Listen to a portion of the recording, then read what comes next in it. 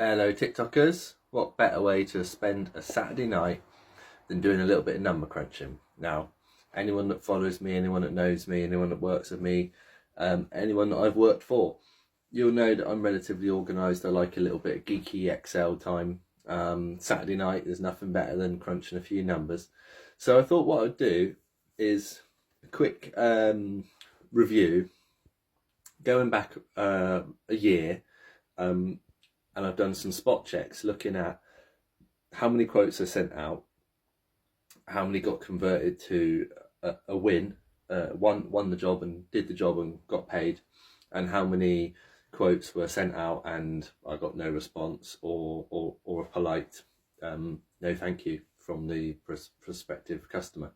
And it's really interesting because a year ago, I can't remember, the stats is something like 20 jobs and I won 70% of them. And then about half a year ago, I don't know the numbers again exactly, but I was at about 65% win rate. So it's gone 70, 65, and now I've just reviewed the recent 13 or 15 quotes that I sent and I'm at 69%.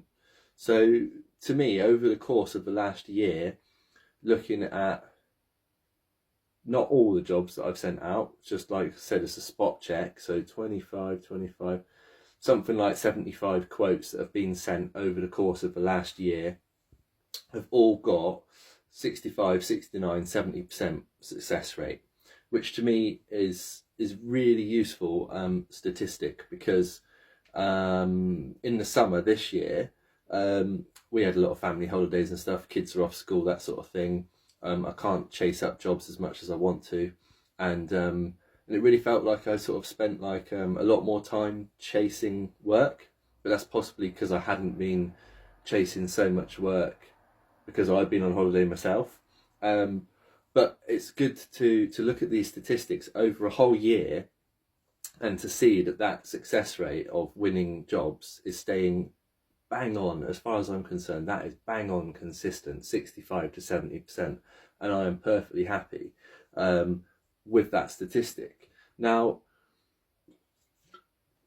it's Saturday night. Now, some people will say, oh, I'm really proud, I win all the jobs that I quote, or 90%, and I always go, do you actually know it's 90%? Have you actually sat in Excel, looked at the last 15 quotes that you sent out, and you've won 14 or 13 of them to get that 90% statistic? Now, a lot of people base these things based on feelings. So if you ask me now, like, how busy are you and how many jobs have you won recently, I would say, the success rate hasn't been so good because I was busy over the summer holidays. But actually, the success rate has been bang on consistent for one entire year. So whether it's weather, school holidays, me being ill, recession, COVID, whatever it is, it's been consistent for 12 months. Now, I could go back even further. I could go back every year. I've got every single job that I sent out, and I know if I won it or not, and I could calculate all of them. I'm not going to do that. I think a year is enough history.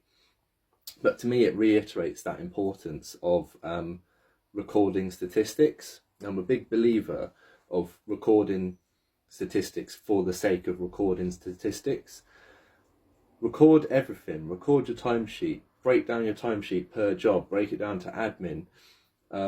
Record your success rates. Record all these numbers. You don't have to calculate anything. You don't have to crunch anything. Record every number you can. How long did that job take? Pounds, pennies, whatever. Anything you can put a number against it. Record that number as you go in Excel by category, whether it's time, money, whatever it is. Put it in a different tab. And you might think this is a waste of time. What do I need these numbers for?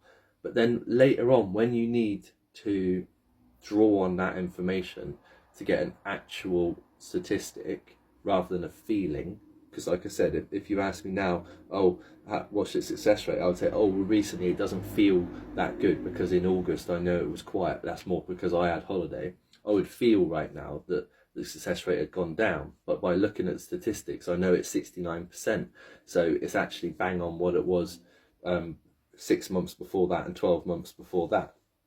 But if you don't have those statistics, you can't use them, and you don't know how you're going to use those numbers until you, come to do it. I just think it's really useful to have informed decisions based on your personal data.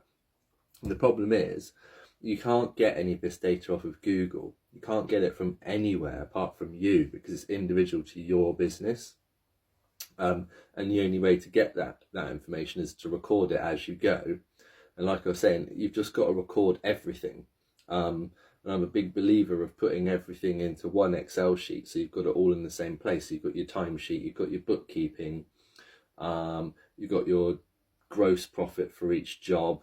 You know, you've got your contact details for the customer on the job that you're working on. It's all in one big spreadsheet, obviously backed up. And then you can link those different tabs in that spreadsheet to different things, set up formulas, crunch numbers, and get useful statistics which actually help you make informed decisions. Coming back to the crux, 70% to me is a good success rate. People, like I said earlier, people might brag about having 90 to 100%, or they win every job that they send out.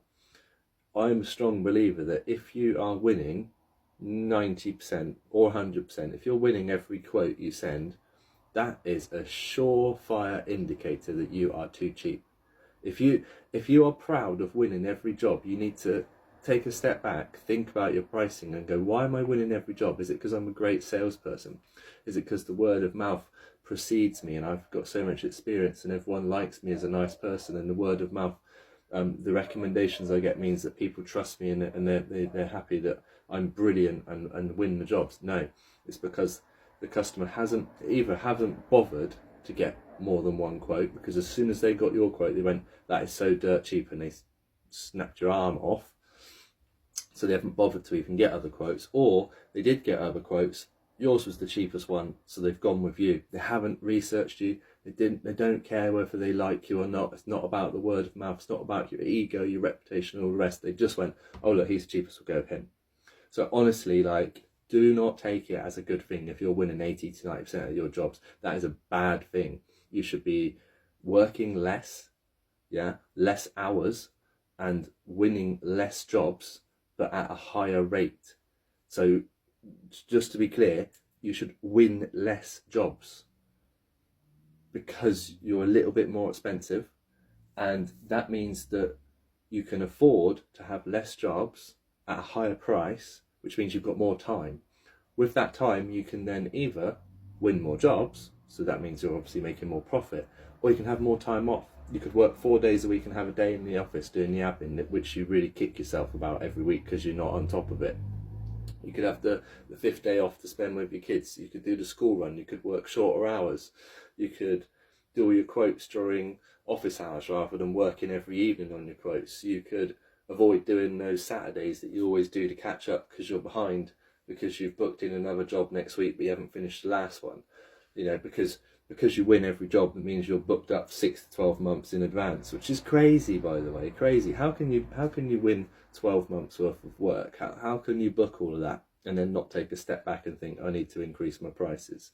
But yeah, that's the final point I'll say on it is statistics,